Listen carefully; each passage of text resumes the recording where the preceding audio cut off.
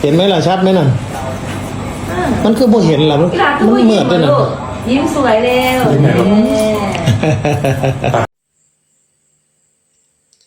สบายดีพี่น้องสวัสดีค่ะ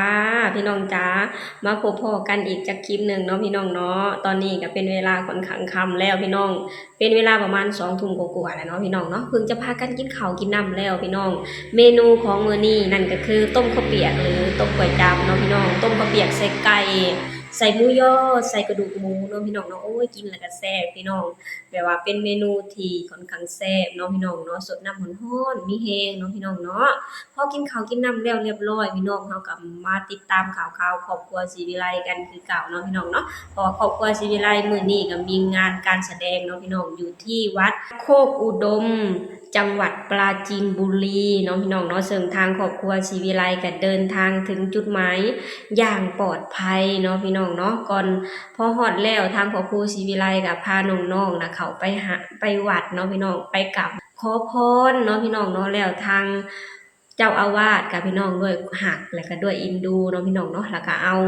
ขนมต้นก้นบาทหรือผลไม้ก้นบาทมาให้ธิดาน้อยของเฮาเนาะพี่น้องเนาะเพิ่นคือสิฮู้แล้วพี่น้องว่าธิดาน้อยของเฮากับขนมก้นบาทเป็นของที่คู่กันเนาะพี่น้องเด็กน้อยกับขนมก้นบาทเป็นสิ่งที่คู่กันเนาะพี่น้องเนาะซึ่งน้องธิดาลาวก็เดินทางมาใหม่ๆพี่น้องเห็นทางเจ้าอาวาสเอาขนมก้นบาทเอาผลไม้ก้นบาทมาให้กินก็ยิ้มหน้าหวานเลยเนาะพี่น้องเนาะแล้วพอไหว้พระไหว้ยังเรียบร้อยแล้วทางครอบครัวศรีวิไลกับพาน้องๆกลับห้องพาครอบครัวกลับห้องเนาะพี่น้องเนาะกลับห้องแล้วเรียบร้อยแล้วก็พากันเตรียมตัวที่จะขึ้นการแสดงหรือขึ้นไปร้องเพลงเนาะพี่น้องเนาะต่างคนก็ต่างแต่งตัวแล้วเรียบร้อยแล้วพากันกินข้าวเนาะพี่น้องเนาะเพื่อจะเตรียมตัวขึ้นไปร้องเพลงขึ้นไปทักทาย FC แฟนคลับนั่นแหละเนาะพี่น้องเนาะแต่บังเอิญว่าทาง FC แฟนคลับพี่น้องรอบ่ไหวพี่น้องเอ้ยคิดฮอดธิดาลาวแฮงอยากเห็นหน้าธิดาลาวแฮงเนาะพี่น้องเนาะคือเบิ่งพี่น้องธิดาลาวของเฮาดังหรือบ่ดังมาเบิ่งจากคลิปนี้ก็ฮู้แล้วเนาะพี่น้องเนาะ FC แฟนคลับฟันน้ำนมเนาะพี่น้องเนาะรอคอยน้องธิดาลาวบ่ไหวพี่น้องใจฮ้อนอยากเห็นธิดาลาวอยากมาถ่ายรูปนำธิดาลาวพี่น้องบุกถึงห้องเลยพี่น้องเนาะเห็นแล้วล่ะก็โอ้พี่น้องเอ้ยธิดาลาวของเฮาดังหรือบ่ดังมาเบิ่งจากคลิปนี้ก็ฮู้กันเนาะพี่น้องเนาะป้าพี่น้องเดี๋ยวเฮาไปชมคลิปนี้ไปนำกันเนาะพี่น้องเนาะเป็นคลิปที่FC ฟันน้ำนมมาหาธิดาลาวมาขอถ่ายรูปถึงห้องเลยเนาะพี่น้องเนาะป้าพี่น้องเดี๋ยวเราไปชมคลิปนี้ไปนำกันเลยเด้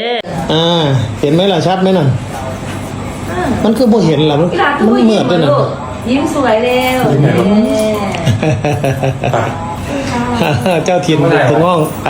ครับกินไปยังเจ้าได้ผมครับรอเจอกันหลังเวทีนะลูกรอเจอกันหลังเวทีนะบอกที่หนูไปรอลูกปูนะครับรอเจอกันหลังเวทีลูกน้องแนมน้องยังนะหาใครอยู่นั่นผมฝากผมบอกจะอยู่มา2 เดือนแล้วไปยังแล้วมาเขาไปอย่างไรเป็นจังใดพี่น้องทาง FC ตัวน้อยก็คือ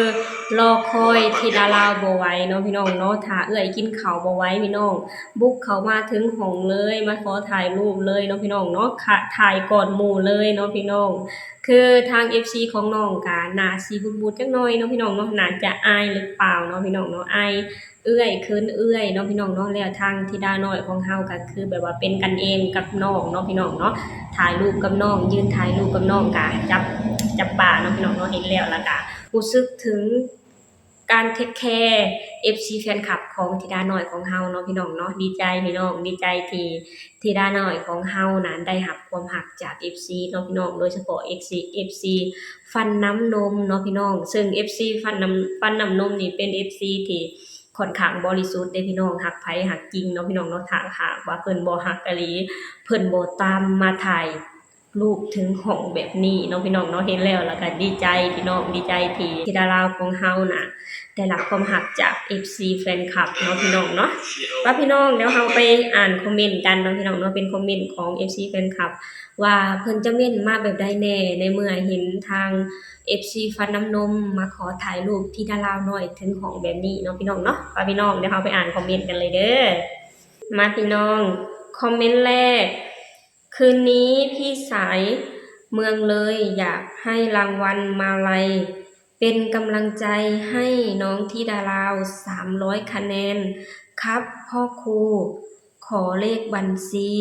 ด้วยครับโอ้ยพี่น้องธิดาราวของเฮาคือได้มาไล่ออนไลน์อีกแล้วพี่น้องดีใจกับน้องพี่น้องที่ทาง FC แฟนคลับนะฮักแล้วก็คอยซัพพอร์ตดอกแบบนี้เนาะพี่น้องเนาะถึงตัวจะบ่ได้มาแต่ว่าเหมาะมาไล่ออนไลน์ให้กับน้องแค่นี้น้องก็ดีใจแล้วพี่น้องมีกำลังใจที่จะร้องเพลงแล้วเนาะพี่น้องเนาะอันนี้สติกเกอร์เนาะพี่น้องสติกเกอร์หัวใจว้าวส่วนมากมีแต่สติกเกอร์เนาะพี่น้องเนาะตัวจริงครับ อันนี้น่ารักมากน้องลิงน้อยสาวลาวตัวน้อยหนูทำสำเร็จแล้วนะทุกที่มีหนูพื้นที่ตรงนั้น FC รอหนูเสมอขอให้หนูเดินทางไปทุกเส้นทางอย่างภาคภูมิใจและเชื่อมั่นในตัวเองเป็นอีกหนึ่งพลังกดไลค์นะคะนี่พี่น้องคือทาง FC แฟนคลับก็คือบอกว่าน้องธิดาลาวนั้นได้ทำสำเร็จแล้วพี่น้องคือน้องนั้นได้อยู่ในใจของ FC แฟนคลับสำเร็จแล้วเนาะพี่น้องเนาะว่าน้องจะเดินทางไปไสคือมีคนหูจักมีคนคอยหักแล้วก็คอยต้อนรับอยู่เสมอเนาะพี่น้องเนาะคอมเมนต์นี่ดีพี่น้องแบบว่าเป็นคอมเมนต์ที่ค่อนข้างดีเชิงให้กำลังใจน้องเนาะพี่น้องเนาะร้องเพลงกี่โมงครับจานภูศรีวิไลไลฟ์สดบ่ครับจานโอ้ยทาง FC แฟนคลับก็คนที่เขาเจ้าบ่ได้มาเขาเจ้าก็อยากเบิ่งไลฟ์สดของพ่อครูเนาะพี่น้องเพื่อจะมาส่งกำลังใจให้น้องธิดาลาวเนาะพี่น้องถึงตัวบ่ได้มาแต่ว่าขอเบิ่งในโทรศัพท์ในไลฟ์สดของพ่อครูแค่นี้ก็ดีใจแล้วเนาะพี่น้องเนาะเห็นแล้วล่ะก็อบอุ่นพี่น้องอบอุ่นที่เห็นทาง FC แฟนคลับน่ะคอยห่วงคอยหักแล้วก็คอยที่จะซัพพอร์ตธิดาลาวน้อยของเฮาอยู่ตลอดเวลาเนาะพี่น้องถึงตัวจะบ่ได้มาแต่ว่าเพิ่นก็ยังอยากเบิ่งไลฟ์สดเพื่อให้กำลังใจธิดาน้อยของเฮาเนาะพี่น้องเนาะเห็นแล้วแล้วก็ดีใจอบอุ่นพี่น้องอันนี้แล้วสิ่งนี้คือกำลังใจที่ดีๆของธิดาลาวน้อยเนาะพี่น้องเนาะทาง FC แฟนคลับถึงจะบ่ได้มาแต่ว่ารอชมรอติดตามผลงานของน้องอยู่ตลอดเวลาเนาะพี่น้องเนาะซึ่งให้ฮู้ว่า FC แฟนคลับฮักและเอ็นดูธิดาน้อยของเฮาเนาะพี่น้องเนาะ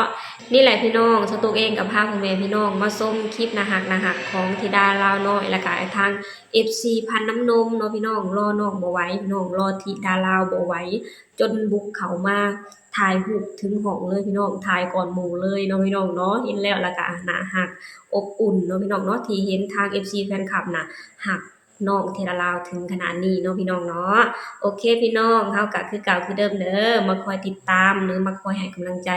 ธิดาน้อยและครอบครัวศรีวิไลกันเนาะพี่น้องในคืนนี้ธิดาลาวน้อยของเฮาก็จะขึ้นแสดงแล้วเนาะพี่น้องเนาะเฮาก็มาคอยชมมาคอยติดตามมาคอยให้กำลังใจกันคือเก่าเนาะพี่น้องเนาะสำหรับคลิปนี้สตูเองก็จะขอจบลงเท่านี้ก่อนเด้อฝากให้พี่น้องช่วยกดไลค์กดแชร์กดติดตามให้ช่องสาวตุ๊ก Channel เด้อ